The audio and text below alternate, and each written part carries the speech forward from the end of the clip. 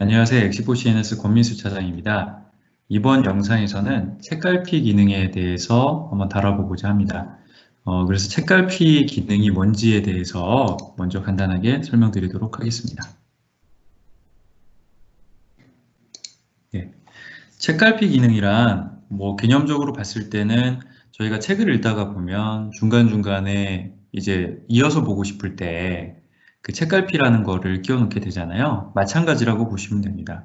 파워 BI 보고서를 구현을 해 놓으시고 매번 클릭해서 드릴다운해서 특정 부분들을 중복 선택해서 하는 것들도 필요하겠지만 보고 싶은 지표들부터 보고 싶은 지표만 보고 싶을 수도 있는 거잖아요. 그래서 미리 직접 클릭을 해 놓고 자주 보는 지표들을 어찌 보면은 북마크하는 것처럼 그렇게 해서 그 부분을 좀 미리 스킵하고 빠르게 이동하는 기능을 이제 책갈피 기능이라고 합니다. 그 내용을 읽어보게 되면 제가 직접 이따 데모를 보여드릴 텐데 대시보드를 열어서 여기 책갈피라고 하는 부분을 클릭을 하게 되고요. 그렇게 되면은 이렇게 책갈피 메뉴가 보이게 됩니다. 그래서 오늘 할지 어떻게 할지 이제 첫 번째 걸 볼지 두 번째 걸 볼지 이제 이런 것들을 하실 수가 있고 그리고 다양한 내용들에 대해서도 이렇게 활동에 대해서 체크를 하실 수가 있습니다. 네, 여러 가지 다양한 부분들이 있는데요. 역시 읽어보는 것보다는 직접 해보는 게 빠르겠죠. 그래서 파워 BI 데스크탑을 우선 실행하도록 하겠습니다. 네. 제가 이전 영상까지는 그냥 디자인 전혀 신경 안 쓰고 간단하게 기능 위주로 좀 설명을 드렸었는데요. 이번 책갈피 기능은 그래도 좀 어느 정도 보여드릴 게 있어야 하기 때문에 내용들을 좀 이렇게 그래도 나름대로 예쁘게 보고서 형태로 좀 만들어 봤습니다. 그래서 슬라이서도 캘린더를 넣어서 이렇게 선택할 수 있게끔 바꿔놨고요. 내용을 넣고 각각에 대한 탭들도 이렇게 슬라이서 형태로 해서 다 시시각각 변하게끔 변경을 해놨습니다. 어쨌든 이 디자인에 대해서 이번 시간에 말씀드릴 건 아니고요. 계속해서 말씀드리지만 제가 진행하는 그 강의 자체가 디자인을 예쁘게 보다는 각각에 대해서 기능을 어떻게 하면 좀 잘 쓸 수 있을까라는 관점에 맞춰져 있기 때문에 기능 위주의 교육이라는 거 다시 한번 좀 말씀드리도록 하겠습니다. 우선 책갈피는 여기 딱 보면 보이진 않아요. 그래서 우선은 메뉴를 활성화부터 해야 되는데요. 여기 보기 메뉴에 가보시면은 책갈피라고 되어 있습니다. 그래서 필터를 적용하고 교차 강조를 한다든지 드릴다운 한다든지 하는 부분들을 책갈피라고 하는 거에서 추가를 하실 수가 있고요.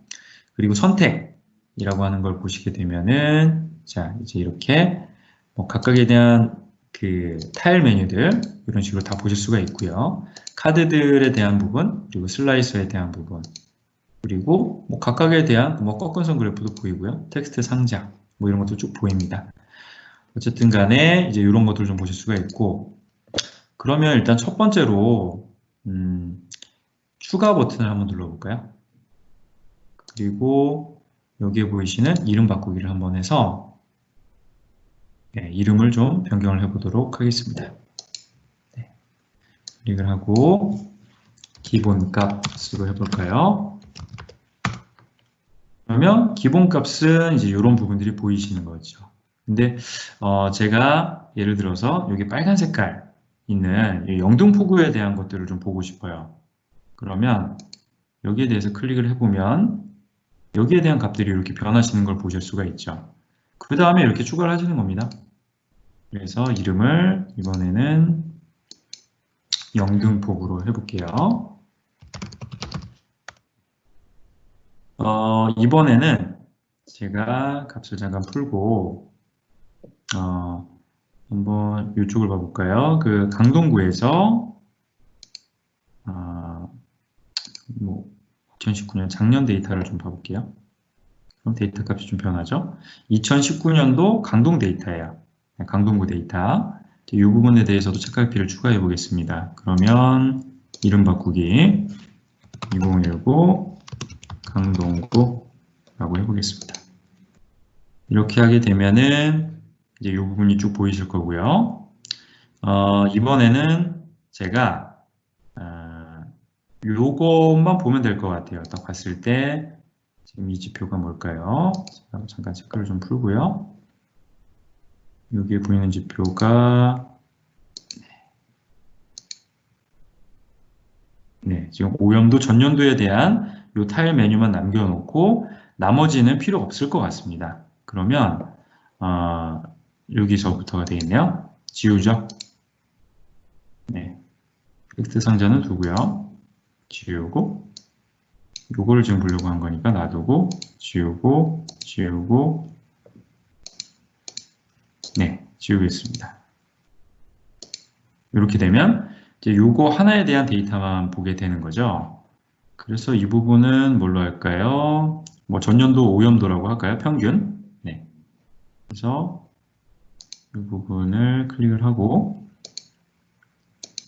자, 2018년도를 클릭을 한 다음에 데이터들을 남겨놓고요.